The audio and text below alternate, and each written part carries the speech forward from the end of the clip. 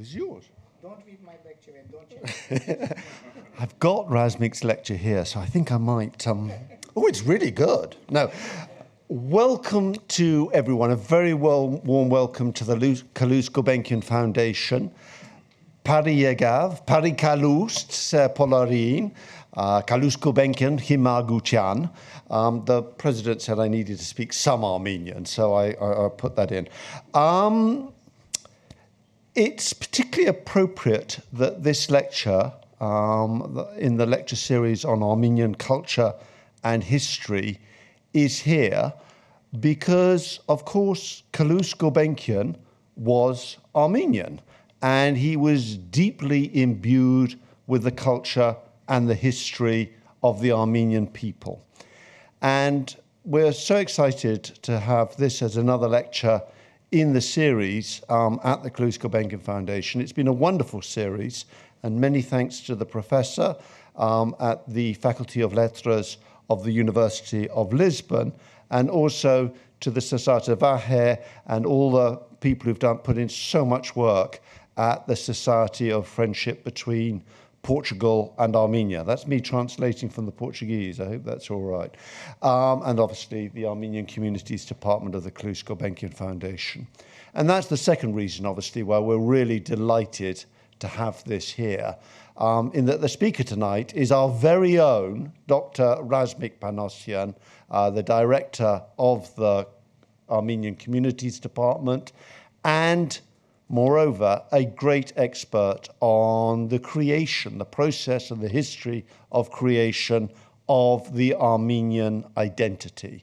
And he did his PhD subject on it, and then taught and wrote and published a book, which I think is actually probably one of the best, well, is the best book on the creation of the Armenian identity, and has got absolutely the best 30-page summary of Armenian history that you will find anywhere.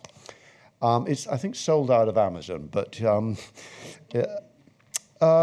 so I think without further ado, I'll hand over, and I think we're in for a wonderful evening. Thank you.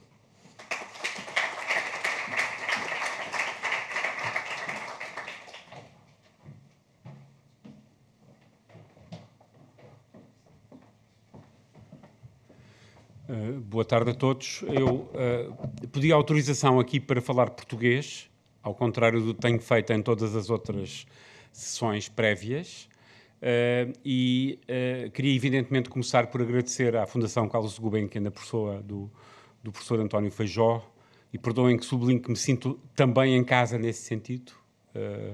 Fui há muito tempo atrás, não há tanto tempo assim, subdiretor do professor António Feijó na Faculdade de Letras. E, portanto, é um gosto redobrado estar aqui nessa dupla condição.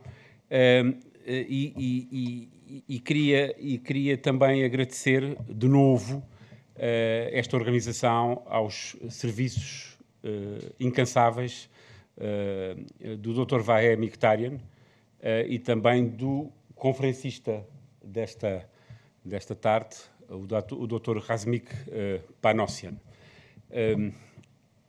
Já disse noutras aberturas de conferências anteriores que a Faculdade de Letras, que aqui também represento, por incumbência do seu diretor, o professor Miguel Taman,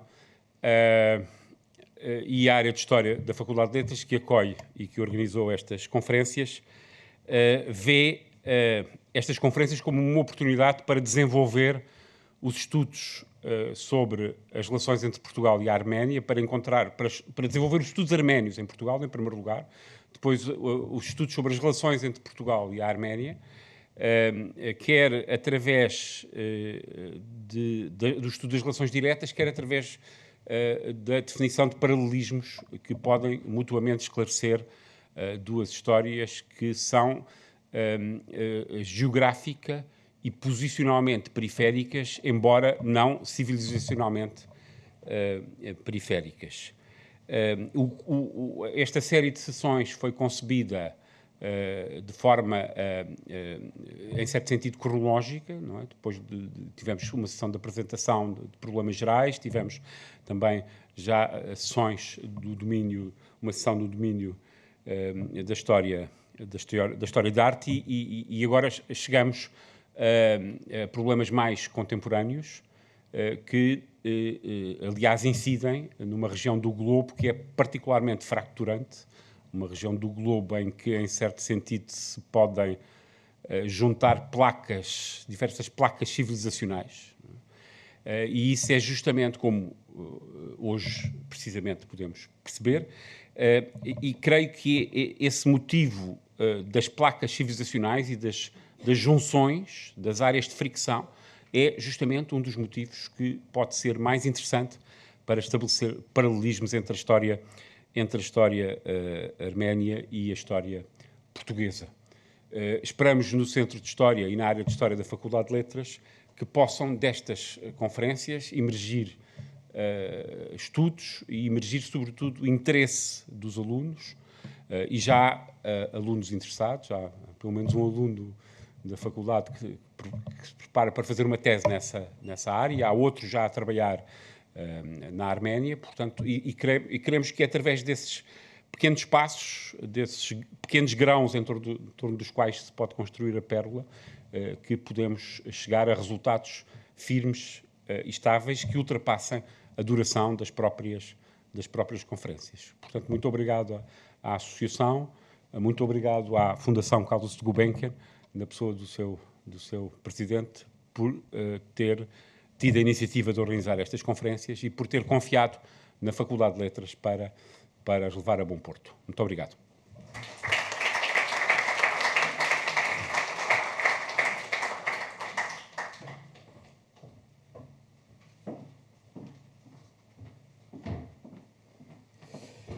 Boa tarde a todos. Se me permitem, eu vou falar em inglês. Temos aqui alguns compatriotas nossos que não sabem falar português e, por isso, vou continuar a falar em inglês. Allow me to provide a brief introduction of this remarkable initiative. The Association, the Armenian Community, the Armenian Communities Department of Calouste Gulbenkian Foundation, the Faculty of Arts and Humanities of University of London, and Centro of History within the same university teamed up to organize a series of seminars on Armenian studies. The seminars, the cycle consists of a total of 5 lectures, carefully chosen to follow chronologically and thematically progression. The first 3 lectures were hosted by the faculty, and the remaining 2 are organized in Calouste Gulbenkian Foundation. I mean, this one and the following one scheduled on November 21st. To briefly recap the preceding lecture, Professor Hraç Çilingarian from University of Oxford inaugurated this series with very fascinating introduction and talks about the Armenian Christianity. Follows that, Professor Cristina Maranci introduced the very fascinating intersection between art and Armenian society during the medieval period. Then Professor Sebuh Aslanyan from University of California introduced very intriguing history about the Armenian book printing across Europe, Iran and India during the 16th and 17th century. And our upcoming speaker today is Dr. Razmik Panossian, who will be sharing his insights about, in his lectures entitled The Armenian National Renaissance in 19th Century and Soviet-Style Nation Building in 20th Century. Dr. Panossian holds a PhD from the London School of Economics, and his extensive career consists of various roles in governmental institutions in both Canada and United States. And since 2013, he has been serving as a director of the Armenian Communities Department at Gulbenkian Foundation. So I would like to introduce you, Dr. Razmik Panossian, to take the floor.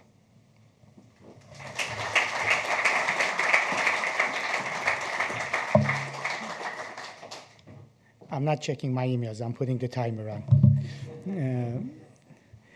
Thank you, everyone. I will, in the interest of time, I will skip the thank yous, except to Shunragalutun, Baroness Martin, Obrigado Vahe, and Obrigado Professor Fernandes.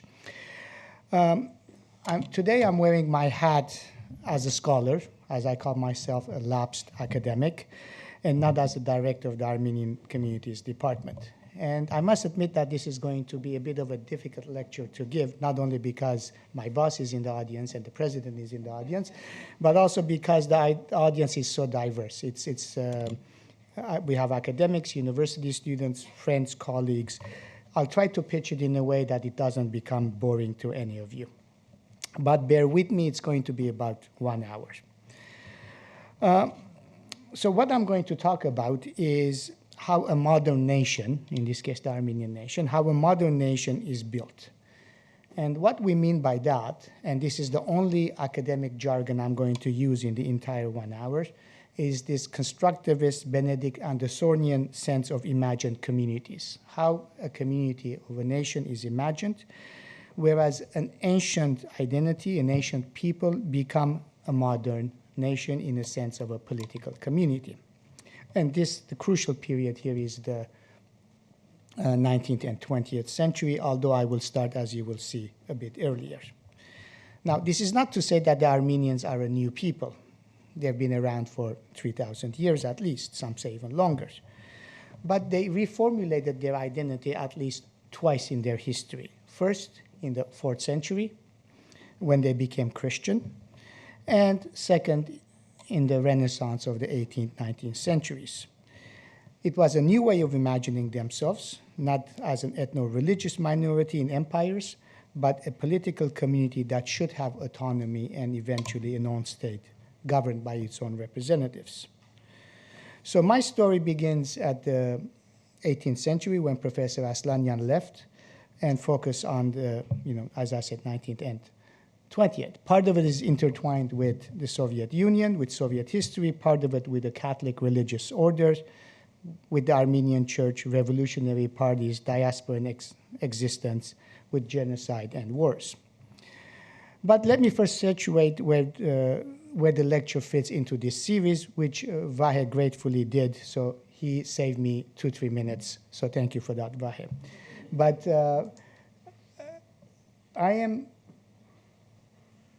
we started here in 301, which is this big arrow that covered until today. Then, as Vahe said, the 9th to 14th centuries, so about 5 centuries here, 3 centuries here, 2 centuries that I will be covering. And then the next lecture, to put a plug in for the next lecture, will be about 30 years with Professor Anna Hoanian from Stonehill College. That's going to talk about the state building and the modern period. And this long arrow, everything that happened before 301, it goes off the screen.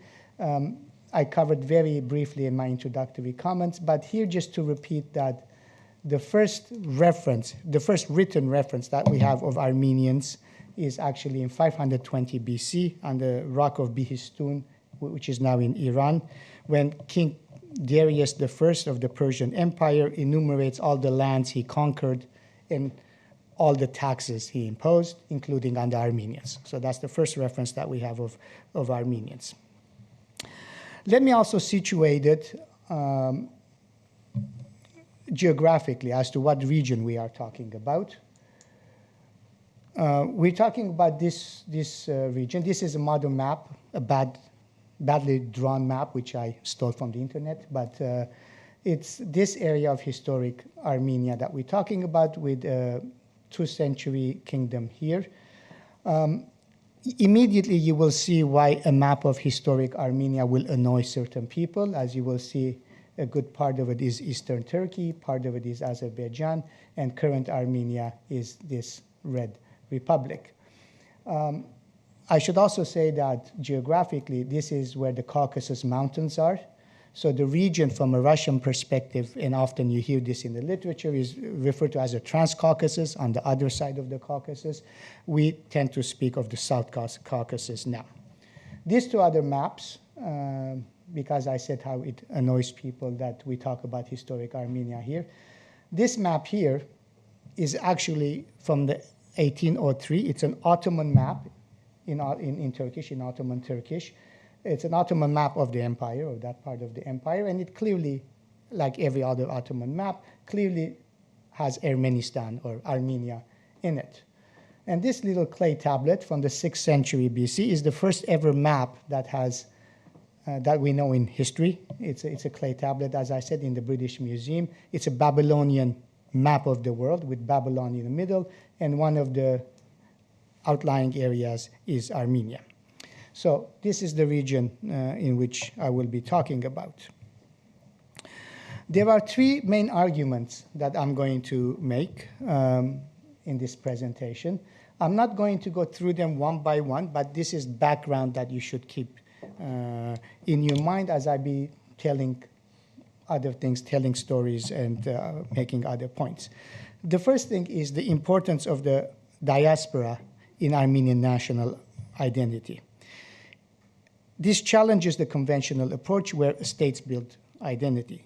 In this case, it's the diaspora that has built Armenian national identity, both historically, i.e.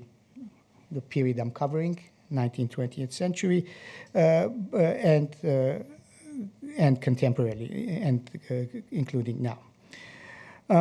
Now, the one point that I will also mention from the first lecture here is that to understand Armenian history, you have to turn Portuguese history on its head. Whereas in Portugal, it's 800 years of a state building itself, building a state and building a people.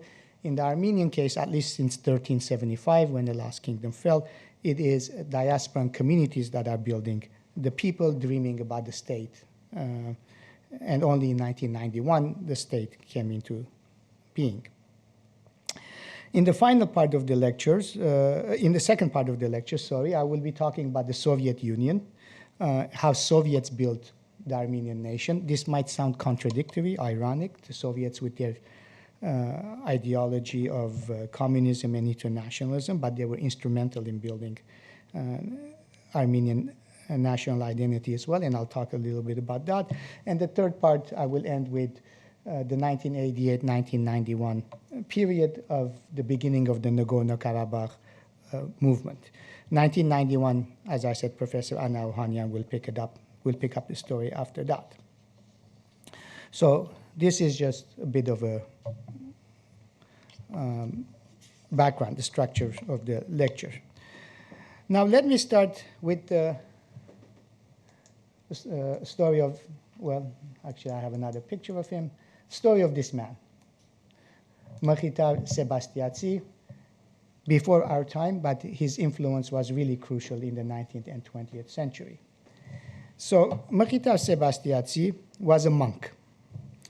He established a religious order, and not only he was a monk, he was a Catholic monk. He converted to Catholicism from the Armenian faith in around 1695, and he wanted to establish his own religious order, which he did in 1701 in Constantinople, in Istanbul. He died in Venice in 1749. In 1701, when he established his Catholic order in Constantinople, he was chased out of Istanbul by Armenian clergy, by the Armenian church. This is the time where the Armenian church is interpreting identity strictly as ethno-religious. So he was chased out. He went to Morea in Greece, which was Venetian territory at that point, established his order there. 1712, he got papal recognition for his order. When the Ottomans reconquered Morea in Greece, he fled to Venice. In 1717, the Senate of Venice granted him this island, San Lazzaro, where he built his monastery, and it still exists to this day with very few monks in it, but still exists, and those of you who go to Venice can actually visit it. So what is Mechitaris his name, and Mechitarists is his congregation. That's what we call it. So what does these Mechitarist fathers do? The Armenian historian, Leo, the first half of the 20th century, has this wonderful paragraph which he says, the priests, the Mechitarist priests, were wandering around various parts of Armenia to save souls. But more than souls, they were saving from destruction the fruits of ancient Armenian thinking. Past literature in manuscript form scattered in monasteries, churches, and private homes. Like bees, the Mechitarian fathers were gathering these precious items of national culture and with care taking them to Italy and preserving them. The fact of the matter is that the Mechitarist fathers were not just preserving these items, but they were using them to research, to produce more, to write literature, to write geography, and to work on the Armenian language and present this in general to the public through their publications. They had printing presses all over in Venice, of course, eventually in Vienna, and throughout the Ottoman Empire. They were aware of, and they were working in conjunction with the intellectual currents of European thought at that point. They were very consciously and systematically carrying out an enlightenment project on behalf of the Armenian nation.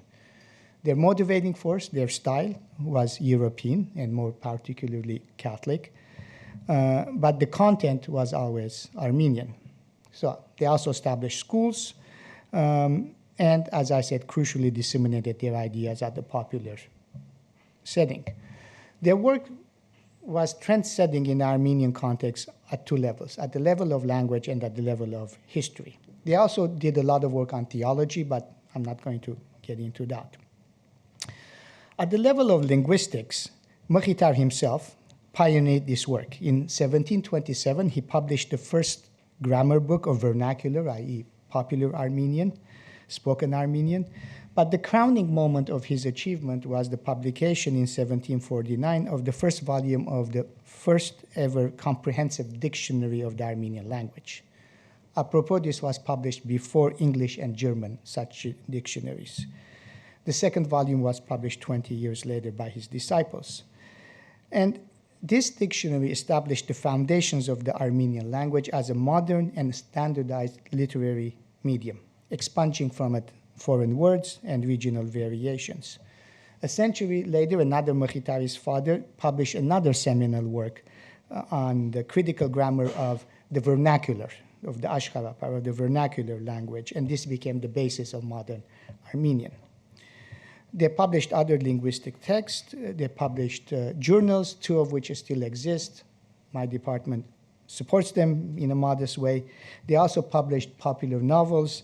So they were really writing in Armenian for the reading public, as small as the reading public was, of course, at this point.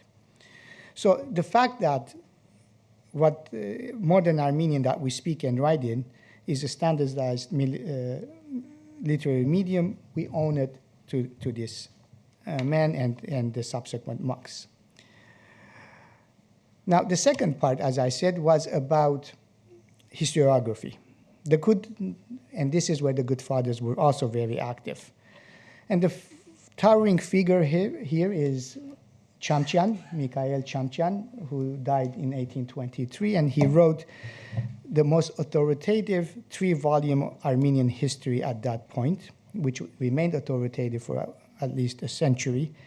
And this was authoritative not only because of its quote-unquote scientific work, i.e. it was based on the best available sources available in the Armenian and European languages, and he read all the European languages that one needed to read at that point for scholarly work.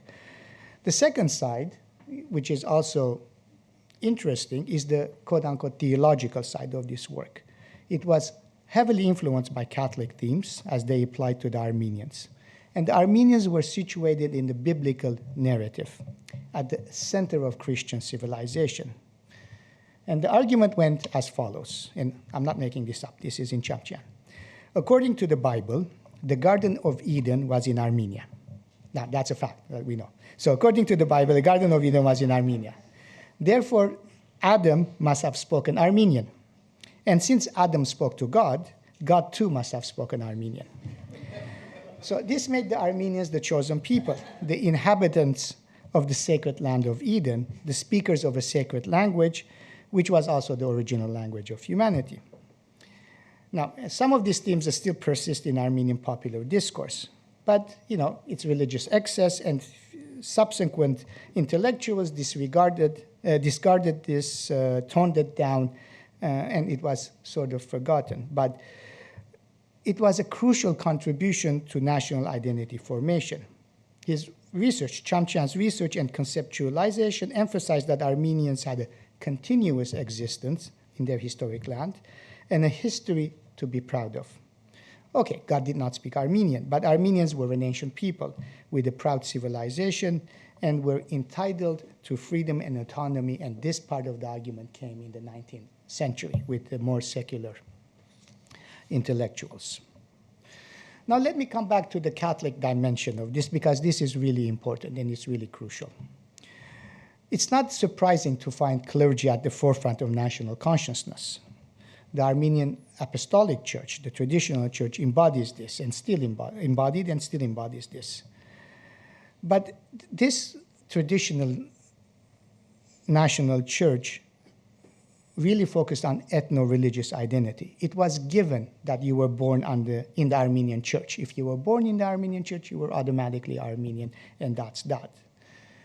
Because Mkhitar was rejected by the Apostolic Church, and therefore the nation, as the nation was understood back then, he had to prove that he was a good Catholic and a good Armenian. As he put it in the preface of his book on St. Matthew's Gospel, Mkhitar wrote, quote, "I do not sacrifice neither my nation for my confession, nor my confession for my nation." There was no contradiction in being a Catholic and being Armenian, as far as the Mkhitarist fathers were concerned. And this, you have to remember, is a radical concept in the 18th and 19th centuries. And this concept was at the heart of everything they did. It separated church from nation, the Armenian Apostolic Church from Armenianness in general. So it was a move away from ethno-religious identity and paved the way for the subsequent emergence of secular nationalism. So it was the cultural foundations, cultural basis for the political movement that was to come later. And by the way, only 5%, at most 5% of Armenians are Catholic. So we're really talking about a very small minority that had huge impact on Armenian history. So let me go to sort of the secular equivalent, in some respects, to Mkhitar Sebastiatsi, our good monk. This man, Joseph Emin, who died in Calcutta in 1809, was born in Persia. He was the son of a merchant. He grew up in Calcutta, where he also died. So sitting in Calcutta, this man was imagining, Joseph Emin was imagining that Armenia should be liberated. He was reading European literature at this point. He wanted to establish an independent kingdom in alliance with Georgia. Georgia was a kingdom at this point, under Russian protection. And Russia at this point had not yet advanced to the South Caucasus. So to do this, he realized that he needed the support of European powers. He went to England, where he befriended some aristocrats, specifically Northumberland. He was told, well, if you want to liberate your country, you should learn the art of war. So he joined the Prussian and the British army to fight against the French for about 10 years. He learned the warfare there. And then he decided to go to the Russian Empire, to Moscow, to try to convince the court there to intervene to liberate Armenia from, at this point, Ottoman yoke and Persian. 1761, he went to Russia.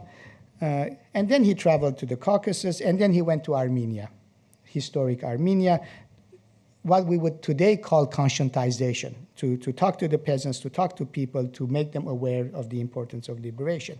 And he traveled on horseback, which in itself was quite a radical thing to do. It was actually illegal for Armenians to travel on horseback in the Ottoman Empire at this point.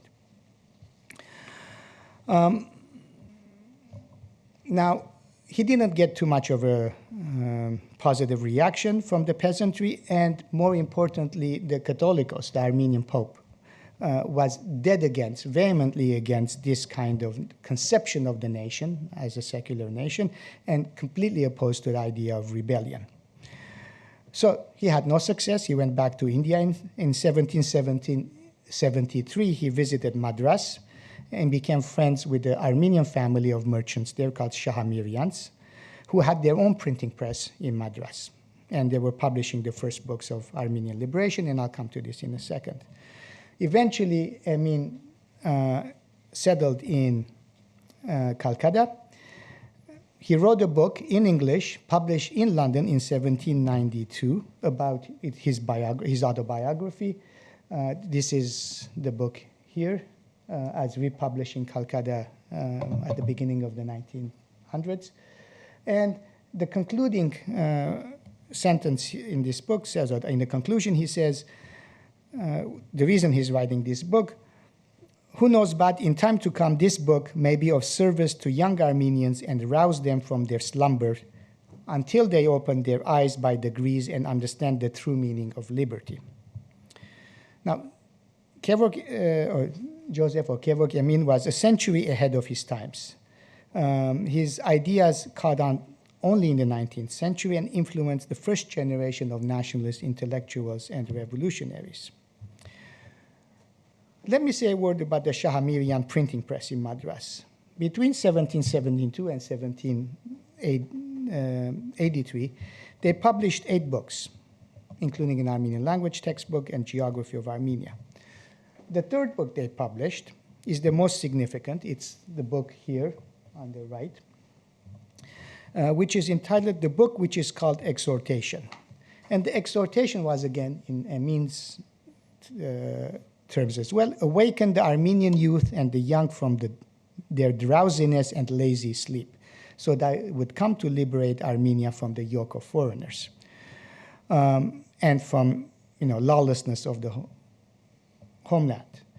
It's the first time that the idea of Armenian national liberation was made the subject of a book, published, of all places, in Madras.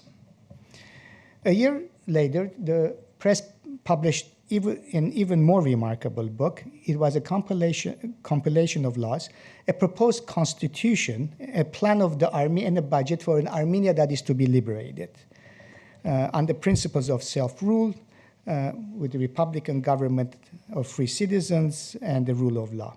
So you can see that how contemporary European Enlightenment ideas are entering into the Armenian discourse. Social contract theories, Locke, Montesquieu, they're entering the Armenian discourse via the merchant community, and intellectuals affiliated with the merchant community in India. Now, at their time, Madras publications did not have too much of an impact on the Armenian world, except in a very narrow literary circle. If I can get away with an inside joke with my grant-making colleagues here, they would not have gotten a grant from the Modern Foundation because there is no way they could have shown impact. In fact, Catholicos Simeon, I knew they would get 1 or 2 laughs. In fact, Catholicos Simeon ordered the Shahamirians to close their press and burn their heretical books.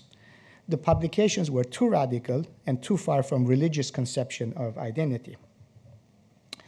They didn't close the press, they suspended it and opened it. And in fact, the Catholicos excommunicated Shahamirians, but they were readmitted back into the Armenian church after a sizable contribution to the church, to Echmiadzin, the Vatican of the Armenians.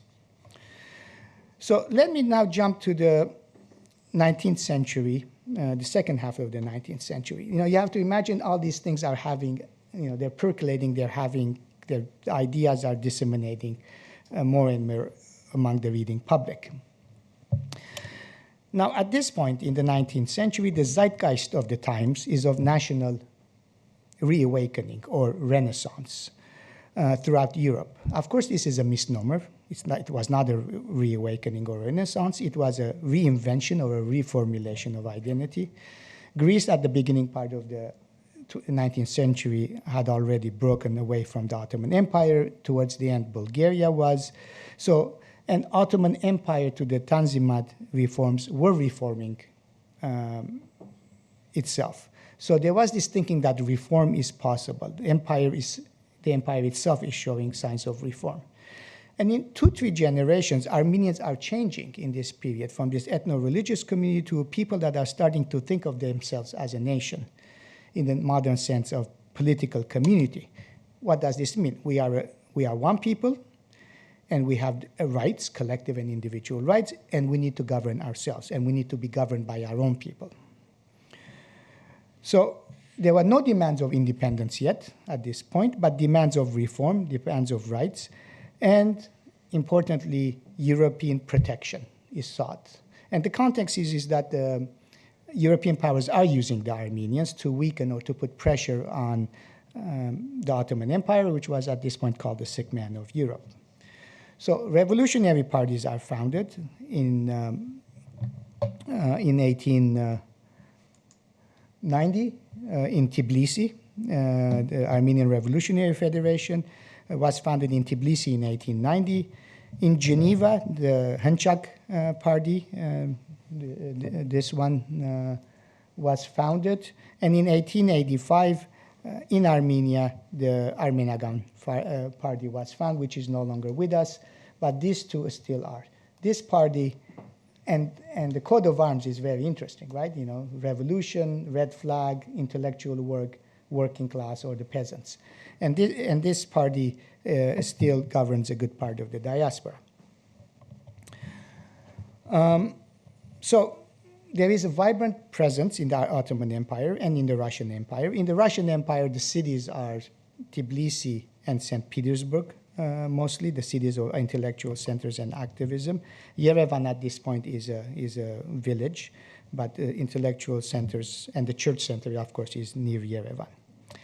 So at the cultural front, the vernacular is becoming a lingua franca, producing mass literature. The schools are founded throughout the empire. Scores of printing presses are set up, journals, newspapers, hundreds, if not thousands of books are being published on all subjects. I once bought a book in Yerevan, published in Tbilisi in 1890 about Buddhism. So they're writing and publishing on all sorts of subjects. Photography is taking root, and photography is pioneered by Armenians in many cities. And at this point, two vernaculars are emerging, two literary standards are emerging. The Eastern Armenian variant in the Russian Empire, centered around the Yerevan dialect and the Tbilisi dialect. And in Ottoman Empire, the Western Armenian dialect, or the standard language, based on the Istanbul or Constantinople dialect. Now, this dialect, the Western Armenian, is diasporicized after the genocide. The differences between these two, as I was explaining earlier, is less than Spanish and Portuguese, more than Brazilian and continental Portuguese. And the Soviets reinforced this division further by orthographic reforms. So the two variants, the two literary standards, have different spelling rules, different conjugation, different declensions, but they have the same alphabet. Now, at this point, even the church, the Armenian Apostolic Church, is reforming and trying to keep up with the times. The most notable case here is the Patriarch of Constantinople, or one of the Patriarchs of Constantinople, this man, Mgrdich Khrimian, affectionately called Khrimian Father, Khrimian Hayrik.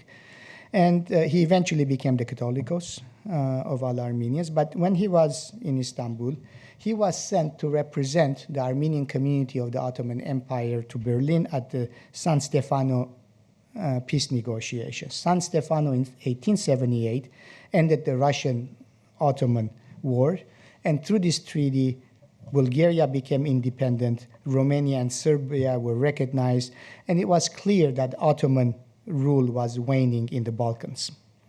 So he came back. He represented the Armenians because the Ottoman millet system meant that the religious head represented the nation. So he came back empty-handed, and he gave this sermon, which is probably the most famous and important sermon in modern Armenian church history. And he said, roughly translated, I went to Berlin with a paper ladle, a concha, big spoon. I went to Berlin with a paper ladle to get my portion of the dish being served, but it was not possible because paper would melt away. I was asked, where is your iron ladle? That is what you need to be served here. It was a fairly open call to arms from a clergyman, a very well-respected and loved clergyman. A century later, we would call this liberation theology, but Second Vatican Council hadn't yet taken place. Anyway, indeed, a new political culture was coming to fore and a new radicalism. But I don't want to give you the idea that everything was this radical, revolutionary, or progressive thing. There was a very strong Armenian conservative tradition as well.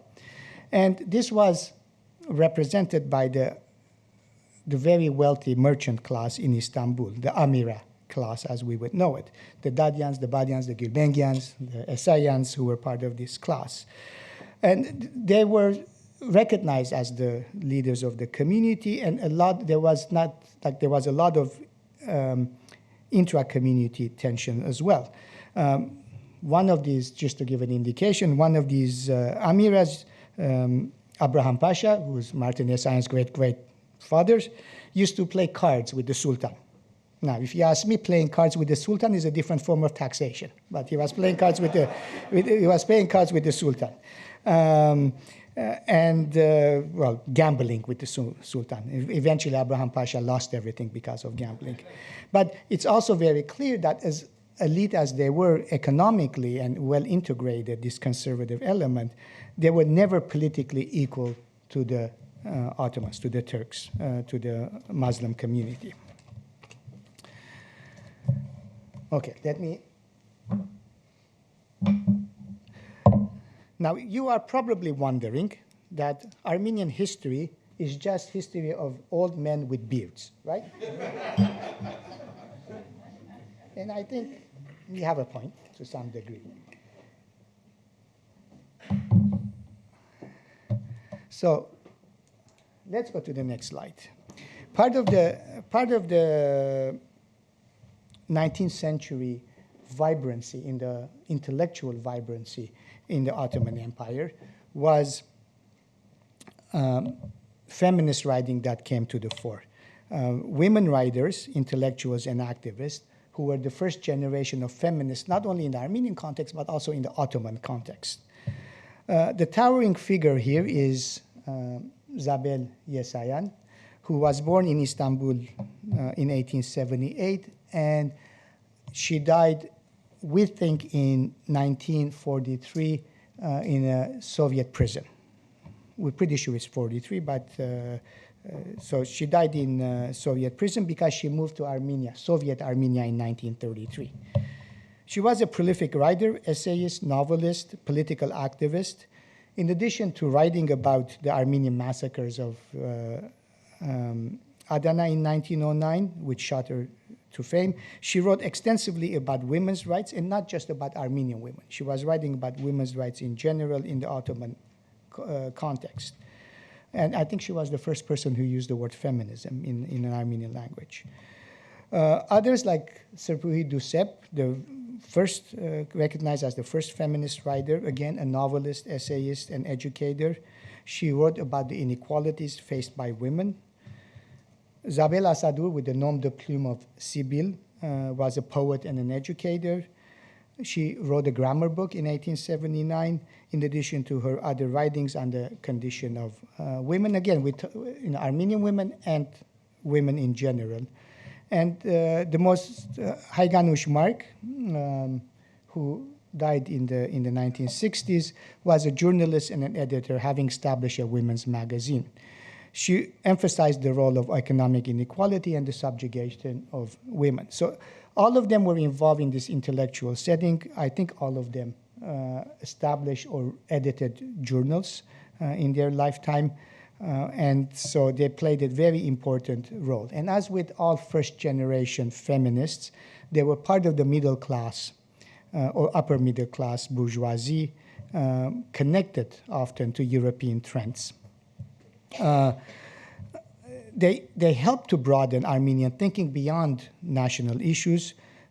They brought universal concerns into it. And one of the reasons they were, quote-unquote, silenced or missing, no one physically silenced them or killed them, but except Zabel Yasayan, but subsequently they were written out of Armenian intellectual history, because subsequent in this nationalist discourse of Armenian intellectual history put them to the side. And thanks to the research of academics, feminist academics now, their life is coming back into our own consciousness. Now, almost all of this intellectual work, as you have seen, as you have guessed, was happening in diasporan centers, with some also happening in Van, in central Armenia, but most of it is happening in diasporan centers. It's not state-led. What today we would call civil society organizations, it was led by civil society organizations, community organizations, the church, militant groups, merchants as financiers, and their children as intellectuals. There is no landed aristocracy. And it was, as I said, multi-local in various cities with no homogenizing center. And this multi-locality is an inherent part of Armenian identity to this day. Okay, so next we come to the darkest page in Armenian history. And before I turn on the next slide, I should say that, at this point, Turkish nationalism is also emerging. Ottoman elites are feeling threatened, externally by Europeans, European powers, and internally by Christian minorities, especially the Armenians that are in the heart of the Anatolia, in the heart of the empire. The Young Turk Revolution, or as some people say, coup d'etat, takes place in 1908, and there is a euphoria that reform will take place in the Ottoman Empire, including by Calouste Gulbenkian himself, that minorities will get rights, but in fact, just the opposite happens. It's long and complicated, and we can speak for hours about it, but I will not. Under the cover of World War I, the Young Turks decide to eliminate their Armenian, quote-unquote, problem by eliminating the entire Armenian population from Anatolia, from the heart of what is now Turkey. On 24 April 1915, they arrest the leadership of the community in Istanbul, the intellectual and political leadership of the community, which decapitates the nation, about 600 people, and then they proceed to eliminate all Armenians from their historic lands in the interior of the empire. This is a map of the Armenian genocide. I will not dwell on it, as I said, too much. 1 to 1.5 million Armenians were killed. And the pattern was that they would collect them outside of big cities or outside of villages. They would just collect Armenians and promise them that they're being taken somewhere else under the cover of, the security. None of these areas are close to borders where there were wars going on. As soon as they go out of the villages, they kill the men, and the women are marched to the desert of Deir Zor. The women and the children, some children get kidnapped, some women get kidnapped, but in this process that lasted roughly 2 years, 1 to 1.5 million Armenians die. As I said, the entire population.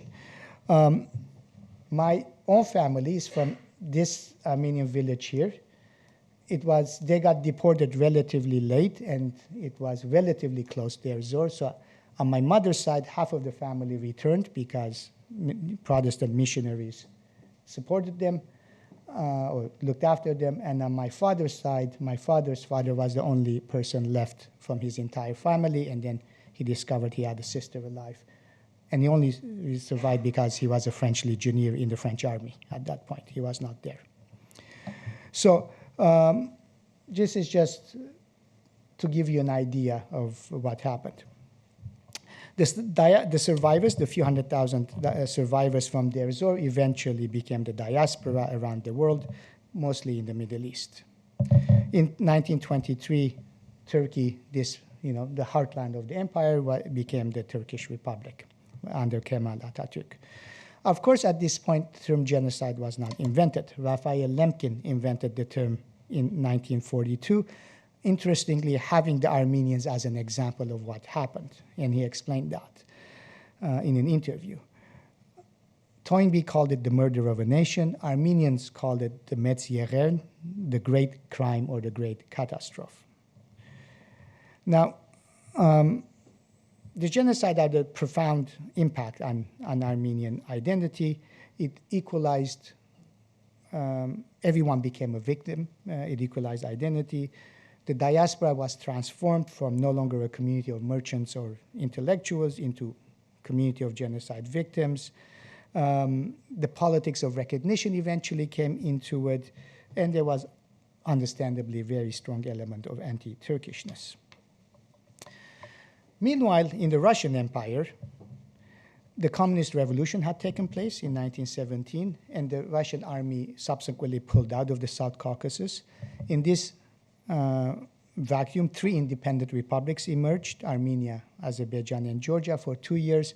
And the Russians, as Soviets at this point, the Soviets came back in 1920-21, and this region became part of the Russian Empire once again. It was Sovietized.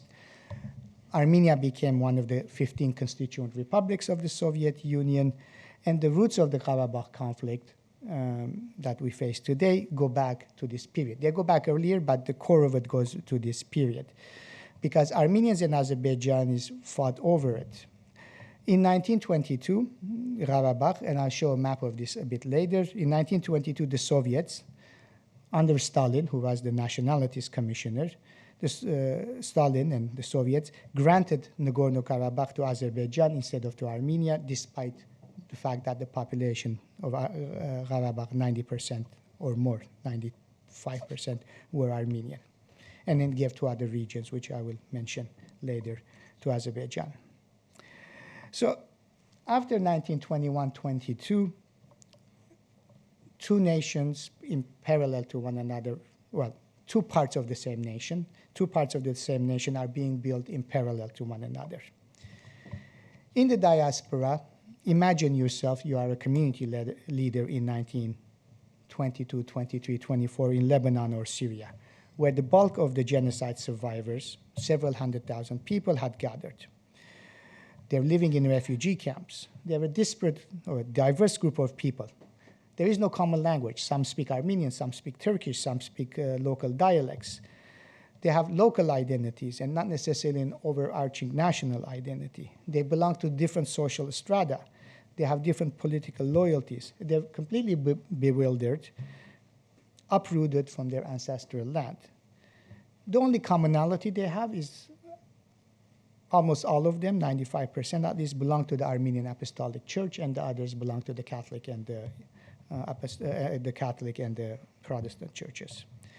So the community leaders at this point took a very conscious decision that they were going to build a nation in diaspora, not only to keep, but to strengthen collective identity and to create as much as possible a homogeneous diaspora nation that would continue to dream about the homeland and one day return. They were, as one scholar calls it, governments of exile, not governments in exile, but governments of exile. This process in the diaspora was more or less completely cut off from what was going on in Soviet Armenia, at least until the second half of the 1960s. Now, here is a kaleidoscope of what the Armenian diaspora looks like. You have the church. This is the St. Sarkis Church. Gulbenkian built this in London. It's actually not a community church. It's more of a private church, but in most places they build community churches. So The church was central. Schools. This is in Lebanon, the Gulbenkian school. I just was favorite for Gulbenkian images. Gulbenkian school. This is in Toronto, I believe. Newspapers, culture, be it kitsch or be it real, organic culture, discussion groups, community meetings, food, political mobilization, very big part of it. This is in Glendale. This is obviously in Paris. In Glendale, you have one of the streets there called Artsakh Street, and which is the Armenian name from Nagorno-Karabakh. This is Jardin des Revans in France. And I think this is Glendale to Little Armenia, and this is Lebanon, the Armenian district in Lebanon. So this gives you an idea of what the diaspora looks like. And this, I don't know if I mentioned it, but there was also militant terrorism in diaspora for 10 years, and this is a symbol of that. Sports plays an important part as well. And this image, which seems out of place, is from 1978 National Geographic. National Geographic in 1978 ran an article about Armenians. And I was a teenager, and I was very impressed that I read about Armenians in National Geographic. And I remember thinking, wow, we must be important, that National Geographic has an article about us. So that picture is from there. So anyway, but to come back to the more academic side, there were three things that diasporans did, that leadership did, in order to build this diaspora nation. Education through secular community schools. So there was a very thick web of schools in the Middle East, not so in North America and Europe. Language was decided to be the marker of identity, Western Armenian, except in Iran. It was the signifier of a new national identity. So through the schools, children learned Armenian, and in many cases, parents learned Armenian from their children. As I mentioned, newspapers and all sorts of other cultural production. And the third element, which was really crucial, was the nationalist ideology, perhaps the most potent. And this ideology was the consensus among all political parties in the diaspora, despite their differences over Soviet Armenia. This is the only slide that has a lot of text, and it's only one slide. So this nationalist ideology basically meant that language was a key in identity, knowledge and pride in history, commitment to the Armenian cause, i.e. the liberation of the lost lands in Turkey, and or from Soviet Union, depending on the political party. There was a central notion of return to the homeland. A good Armenian had to be active, participate in the community with clear divisions between men and women. Membership to the Apostolic Church, but we will tolerate Catholics and Protestants as well, but Christians. There was a loose belief in socialism with a couple of the parties, and as I said, from the genocide effect, a strong element of anti-Turkishness. And I also mentioned that there was a militant component of 10 years of Armenian terrorism against Turkish diplomats, including here in Lisbon.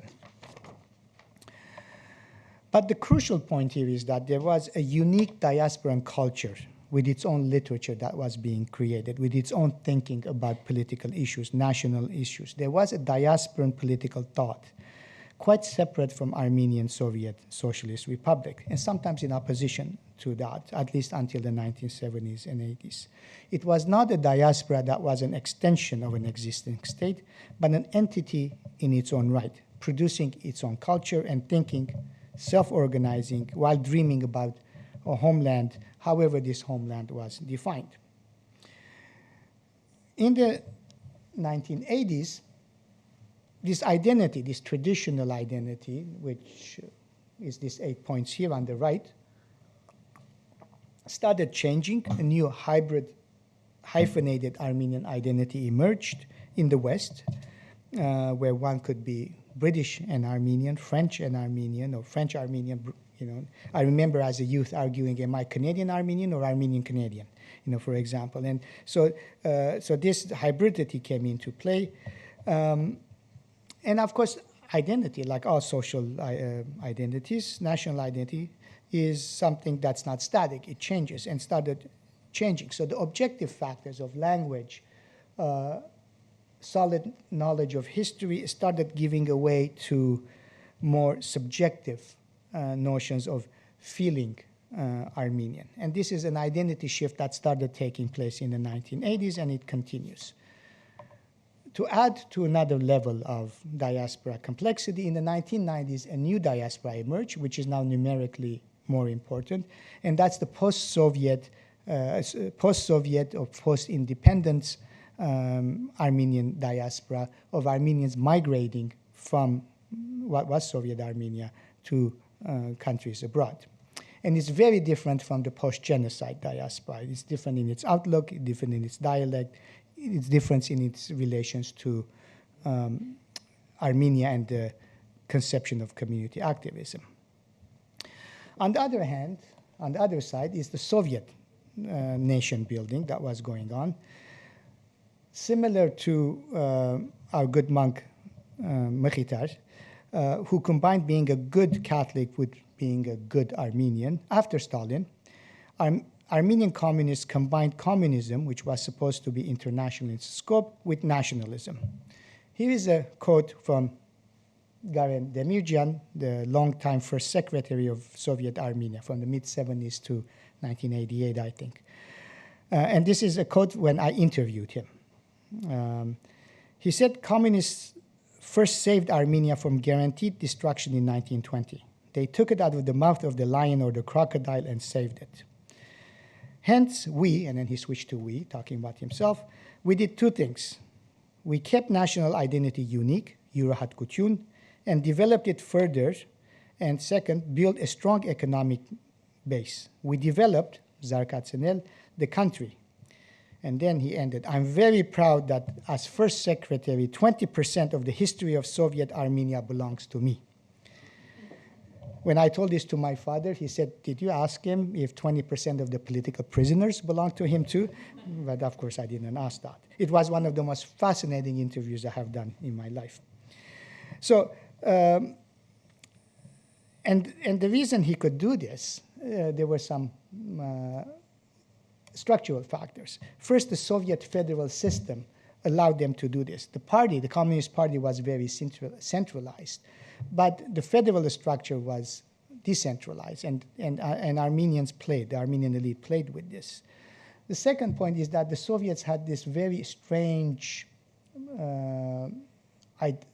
blood-based notion of ethnic identity. You could not be Soviet. You could not choose an identity. In your passport, in your internal passport, it had to say if you're Armenian, Georgian, Ukrainian, or whatever. So it really imposed that, blood-based identity. Third, there was a resistance to this imposed Russophilia, especially in the South Caucasus with Georgia and Armenia, who felt that they were much deeper and much more ancient than Russians, and therefore they rejected this idea of their culture was in any way inferior to the Russian culture. They argued the opposite. Like Demirjian and two generations before, there was a national and a nationalizing political elite, writers, censors, and even the local KGB were sometimes conspiring together against Moscow. One of the other fascinating interviews that I did was with the chief censor of Soviet Armenia. And I wanted to interview him because writers that he censored were speaking positively about him. And I thought, this is strange. And he explained to me how the game was played. For example, he said we had to have a quote from the first secretary in every book we published. So in Moscow, they would check.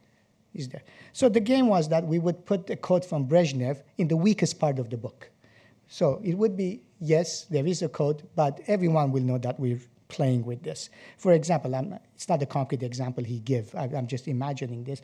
A book on 20th century agrarian reform would have a code in an inappropriate section and the first secretary says that we should increase shoe production by 20% or something like that. So they were playing a game like this.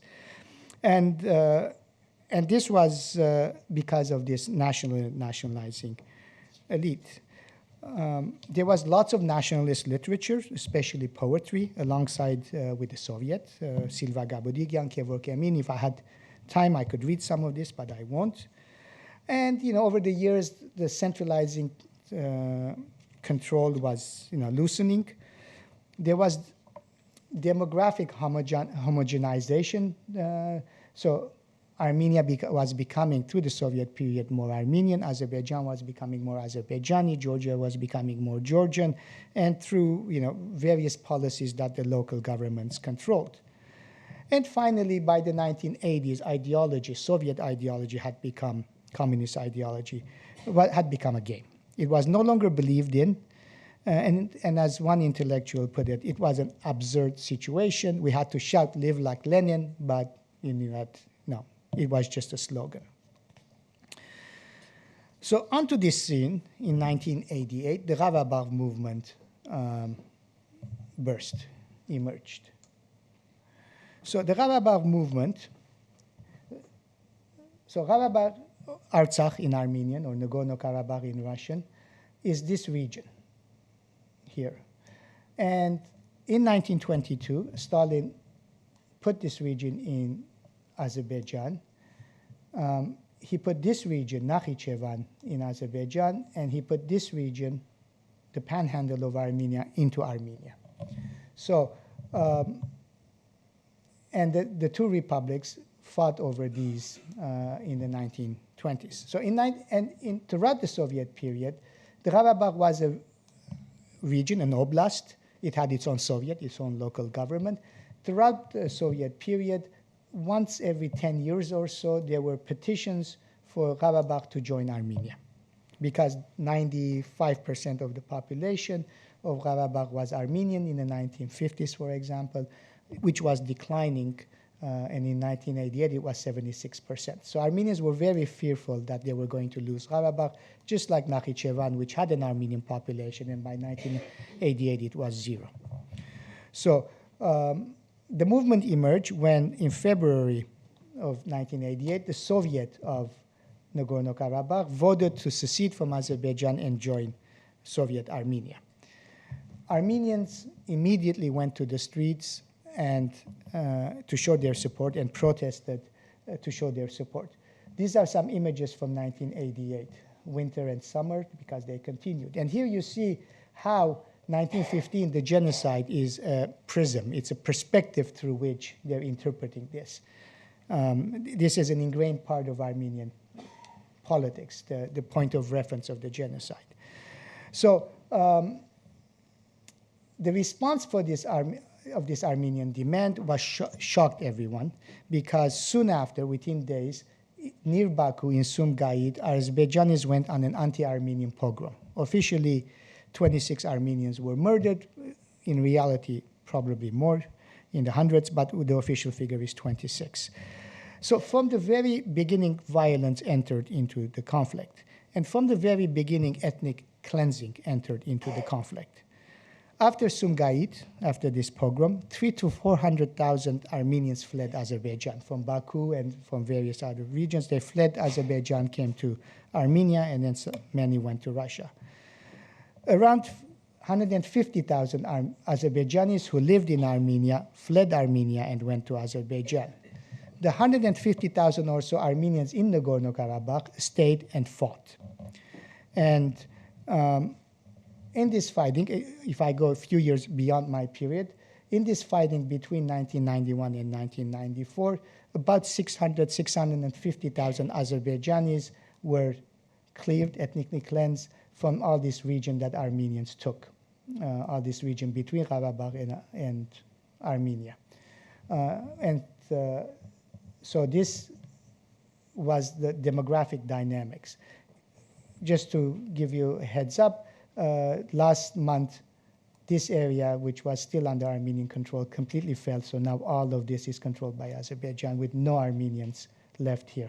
Those 150,000 Armenians who stayed and fought were ethnically cleansed out of Nagorno-Karabakh, their ancestral land. So this is the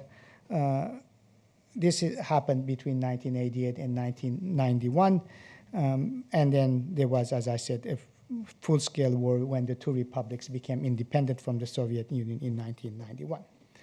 Okay, I'm exactly at 59 minutes, so let me conclude. Now, what makes such a diverse group of people one nation? It's not just the objective attributes that I said, language and sense, or culture, but there is a very strong subjective sense of belonging, of having common historical roots. Back in the 5th century, the father of Armenian historiography, Movses Khorenatsi, has this wonderful quote, and I'm loosely translating it from classical Armenian. Movses Khorenatsi, again, 5th century, some say 8th, but doesn't matter, in the 5th century, wrote this. Although we are a small country and numerically very few, but there are many great things in our history that are worth writing and remembering. You know, it's a theme that comes in Joseph Emin as well, right? So there are many great things that are worth writing and remembering, and this is ingrained in Armenian consciousness. Now, if we jump from Movses Khorenatsi to Calouste Gulbenkian, Calouste Gulbenkian once wrote to his only grandson, well, not once, he wrote many letters to his grandson. In one of the letters to his grandson in May 1943, to his only grandchild, Mikhail Esayan, Mr. Esayan's father, when Mikhail was a teenager and Calouste was responsible for his education, Mikhail sought his grandfather's advice about being confirmed in the Anglican Church.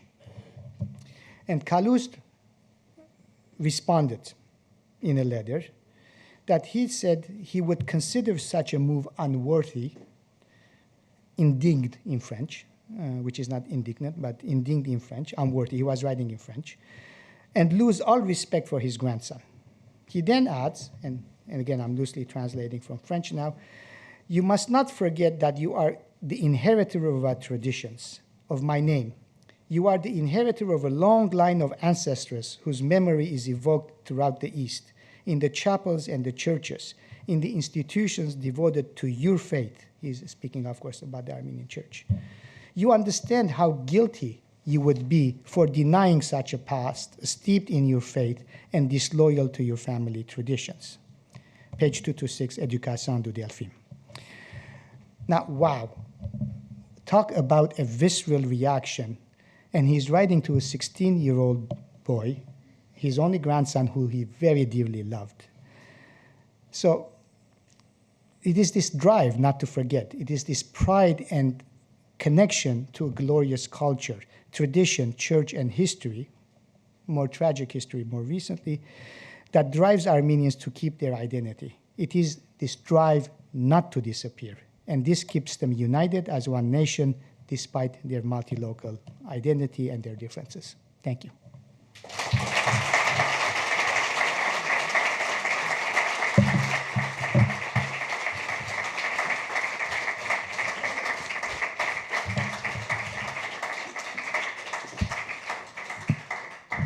Thank you. I'm more than happy to take questions. I think we have about half an hour. So yes, I think we have about half an hour. So if there are any questions, I'm more than happy to take them. But I must stay here because the mic is here. Yes. Good evening, and thank you for your today interesting theme. I have a question about Stalin's, I don't know how to say in English, when he wanted to repatriate all Armenians to the Soviet Armenia. Right, yes. And repatriation. I'm trying to find out many information about it, but I couldn't because I don't know why. Maybe it's still secret. But what do you think? What is your opinion? Because he wanted to 400,000 Armenians from different countries came to the Armenian Republic, okay. Yes, but something about 80 only 1,000 came, and many then came back to the I don't know, homelands when they born, or I don't know. There is work done in this. I don't know how much of it is in English, but in Armenian there is certainly work done in this. There is some work done in French as well, in English and French as well. So basically, after the Second World War, with Soviet Union having lost so many men, Stalin came up with this plan to repatriate, which is not the correct word, to encourage immigration of Armenians from the diaspora to the Soviet Union, to Soviet Armenia. And of course it was painted with propaganda, with all sorts of rosy colors, come to your homeland. And the idea was it started in 1946, I believe, and it ended in 1948. In those 2 years, 100,000 Armenians, almost exactly 100,000 Armenians, which was the quota that Stalin had, it seems, came to Armenia, mostly from Lebanon, Syria, some from France, very few from the United States. They came to Soviet Armenia, which, because they were fleeing refugee camps or leaving refugee camps in the Middle East. Many of them, especially the politically active, were immediately sent to Siberia. And the conditions in which they were received were very, very poor. When the Soviet Union loosened controls over immigration, the descendants of many of these families actually emigrated to the United States. Not everyone, obviously, but this was Stalin's policy to repopulate the Soviet Union, and also it was linked with territorial demands against Turkey. The reason Stalin encouraged Armenians, let me go to this map, to encourage Armenians, is that he said this part of Turkey, Kars and Ardahan, this part of Turkey were part of the Russian Empire until the First World War. And then they became part of the Ottoman Empire and Turkey. So he raised the specter, or the possibility, that he was going to take these lands and he needed the Armenians to populate those lands. And of course, Armenians believed him, but nothing came to naught. I don't think he ever intended to declare war on Turkey. But nevertheless, Armenians went to Armenia, and that's the story of what we call the repatriation. But as I said, that's not the right word for it, because they were not from Soviet Armenia. They were from all this historic Armenia. Thank you. So, I have a question about educational centers in diaspora. So you mentioned that after 1990, when the Armenians started to immigrate from Soviet Armenia to especially Europe and the United States, so there have been a changing dynamic in terms of the population, Armenian population outside Armenia, in which the people that were speaking Western Armenian suddenly found themselves in minority, right? So at this point, there are more Armenians speaking Eastern Armenian than Western Armenian in diasporan schools and centers, etc. So I'm curious to know how these centers, especially schools, are dealing with this problem. Okay, you finish. I was going to sit down for a minute. That's a very good question, Arman. Different schools are dealing with differently. Yes, at this point, demographically, the population, especially in Los Angeles area, the largest Armenian diaspora, the largest is in Russia. The most significant is in Los Angeles area. It completely transformed the cultural and educational linguistic system in the diaspora, whereas before these schools were set up for Western Armenian, now they have to deal with Eastern Armenian students. The first reaction was that, well, our school is Western Armenian and therefore they should learn Western Armenian, which was a complete failure and a complete wrong-headed decision, because many of the parents left their children out of their schools, Armenian schools. Now, where there is this issue, the schools are divided into two parts, Eastern Armenian and Western Armenian, and they have Eastern Armenian teachers and Western Armenian teachers in the same school. Some schools have more Eastern Armenian, other schools have more Western Armenian. So each school is trying to deal with that. There is no official policy, but each school is trying to deal with its local realities. The pedagogy is different between how you teach Western Armenian and Eastern Armenian, partly because Eastern Armenian children, at least this generation, tends to be Armenian speaking from their families, whereas the Western Armenians are not as Armenian speaking, and the pedagogy is very different. And each school is trying to cope with that.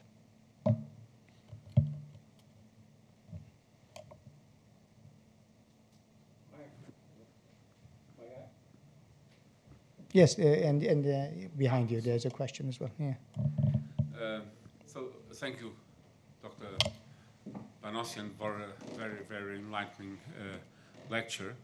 And I was wondering about the geography of genocide. Mm-hmm. Because one thing that struck me while watching your observing your map, mm-hmm. Was the key role of Deir ez-Zor. Mm-hmm. And I've been to Deir ez-Zor. Really? Yes. Oh, okay. And it's really close to the frontier between Syria and Iraq, and close to a very important archaeological place. Mari is not very far from Deir ez-Zor. And when you are there, you get the sense of a changing geography. Right. That's the place where the West ends and the Iraqi plains begin. Right. And also Al Jazeera and the eastern part of Syria, where, by the way, ISIS was very powerful some years ago. So, and you get the sense that they chose a center for concentration outside within the Ottoman Empire, but outside the Armenian area. Yes. So and between Syria and yes. and Iraq. So was that deliberate? Was there a sense in that? Was there a plan? Yes, of course. Yeah. The Ottoman Empire sort of ends here with Iran. Yeah. This was the most extreme desert that they could find. The idea was not to relocate them someplace where they could survive. The idea was to relocate them someplace where they would die. So they chose a desert, the driest place, but close enough to Aleppo that for military purposes the gendarme could go back and forth, but really in the middle of nowhere. I mean, in a desert where they would perish. And this is what happened. They let them in the desert to die without food or drink. Local Bedouins who took pity on some Armenians gave them some food. They were not allowed to, but some did. And what is also interesting in Deir ez-Zor, because of it's so arid and it's so remote, again, it was meant to be not an Armenian area. It was, in fact, meant to be an area where there is no one. There were caves in Deir ez-Zor, and when Armenians, for example, took shelter into the caves or they were thrown into the caves, a way to kill them was to light a fire at the entrance of the cave so they would suffocate to death. So it's a very crude gas chamber that they did. So it was, the whole idea of the geography was to kill them. It was not to make them survive. Yeah. I think there was a question there. Hello, thank you very much. My question is about Soviet Union and censorship. Mm-hmm. As far as I know, Soviet Union was very obsessed with conspiracy theories, and for example, in the media, the topic of the genocide was never covered. Well, it was covered, but in a way that would favor Soviet Union. So I was wondering, was there any form of a media or any literature piece or something where this nationalist revolt was manifested, or it was all done behind the closed doors, and we don't really have any sort of object that would show the manifestation of Armenian nationalism in the Soviet Union? Okay, that's a very good question. It will also give me an opportunity to read one of these poems that I didn't read. Yes, of course, there was censorship in the Soviet Union. But 1965 onwards, on Armenian national issues, anti-Turkishness, irredentism towards Turkey, that was tolerated and to some degree encouraged because it was against Turkey. Turkey was NATO, right? So, and so things related to nationalism and the genocide were accepted within limits. And then two things happened. The Armenian intellectuals themselves started writing on especially cultural nationalism, started writing these themes. For example, Silva Gabudigian has a poem where, safe topic, language. She says, "Look, my son, wherever you are, wherever you go under this moon, even if you forget your mother, do not forget your mother tongue." Right? So this is, in the 40s, 50s, this is safe. In the 80s, with Gevorg Emin, for example, it becomes political. And it says, Gevorg Emin, looking at, if you're in Yerevan, you can see Mount Ararat, which is in Turkey. And Mount Ararat is the national symbol of Armenians. So keeping that in mind, this is what he writes. What are we, after all, we and our land? Even if we try to mince the truth, we are tourists in our own land, guests in our own homes, because we're not on the other side of the border. A river with only one bank, a mountain which we only view from afar, and on people land, a landless people, and scattered beads which cannot be restrung. So he's writing about irredentism, about going back to those last lands. So this was tolerated and even encouraged by the local Armenian elite. Now, the other literature, which was not tolerated, circulated in the form of samizdat. And in the 1980s, there was samizdat literature circulating. And at least the ones that I came across, I will not say it's the only literature, but at least the ones I came across were, again, imbued with nationalism, but very extreme nationalism that the Soviets could not stomach.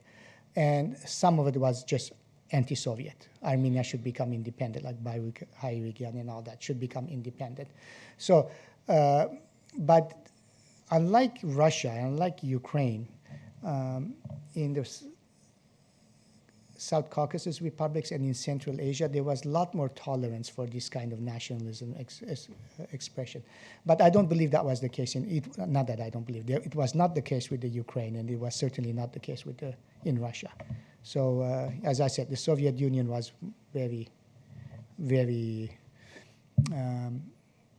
contradictory place in many respects. There is two questions here, one there and then one here.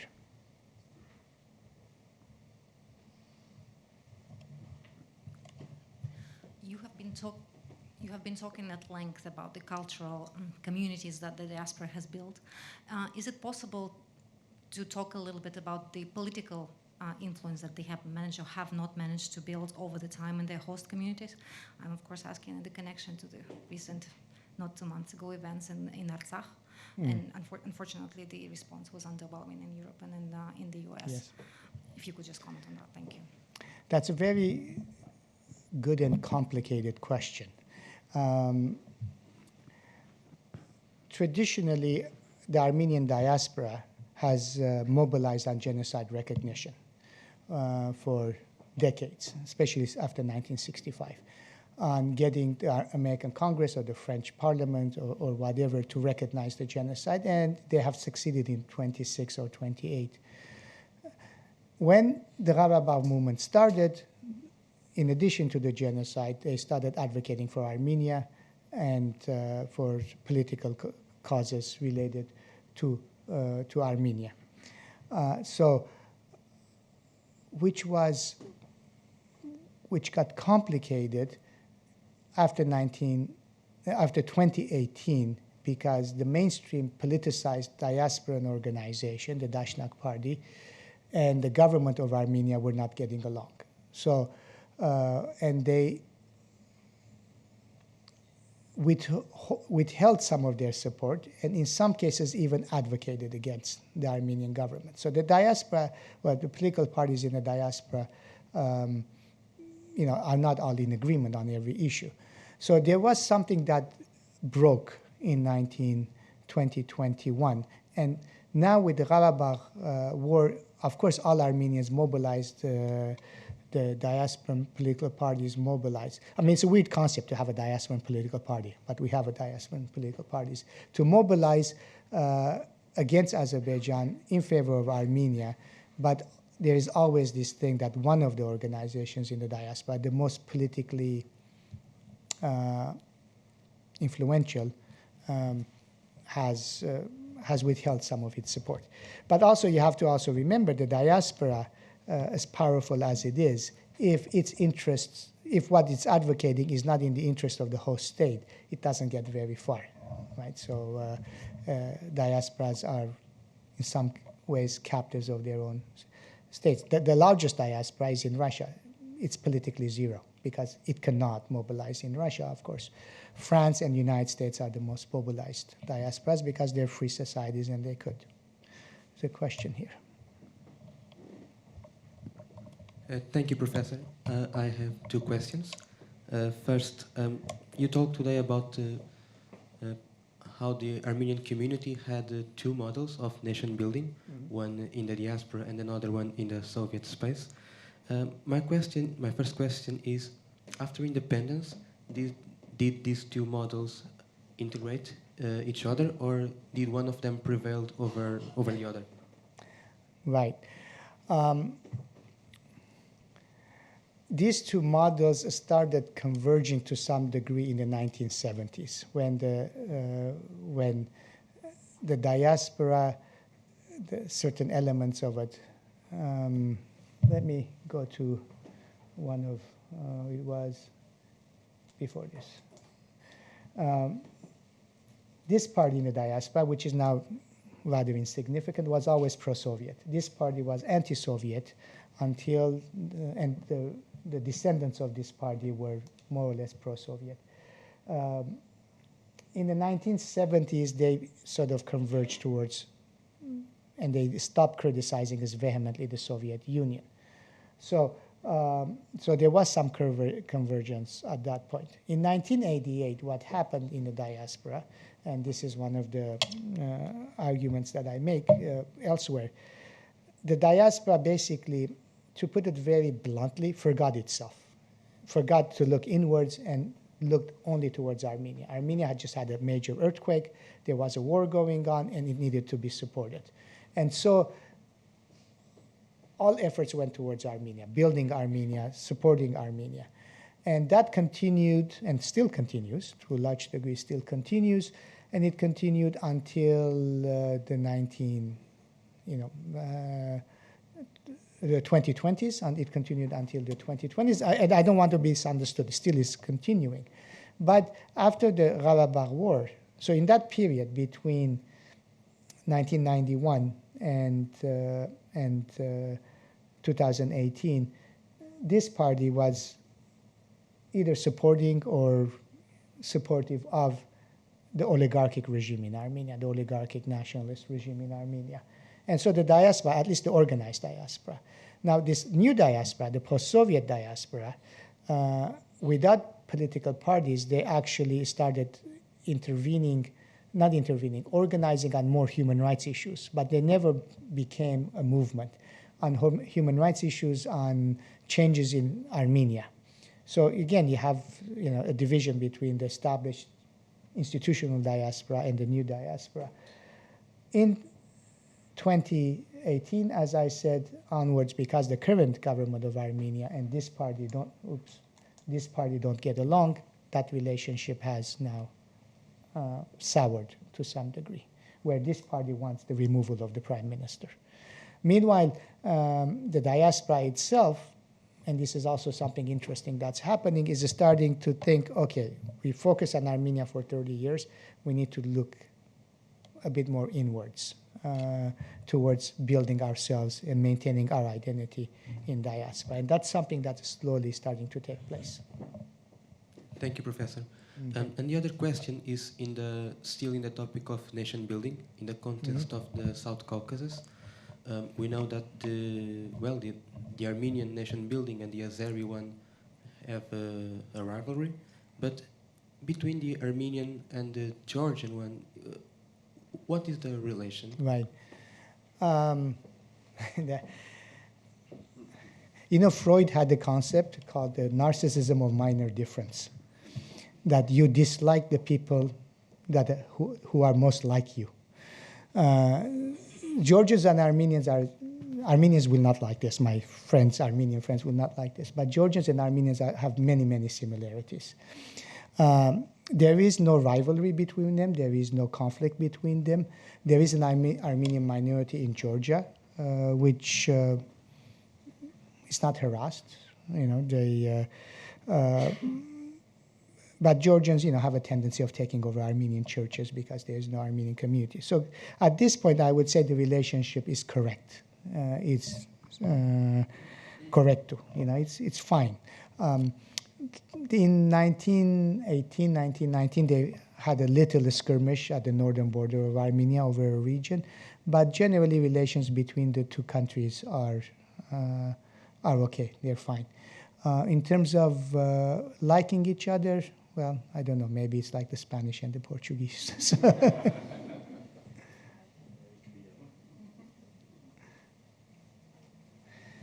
Any questions on this side? If not, Vahe, Martin, Professor, can we wrap it up? Okay. Thank you very much.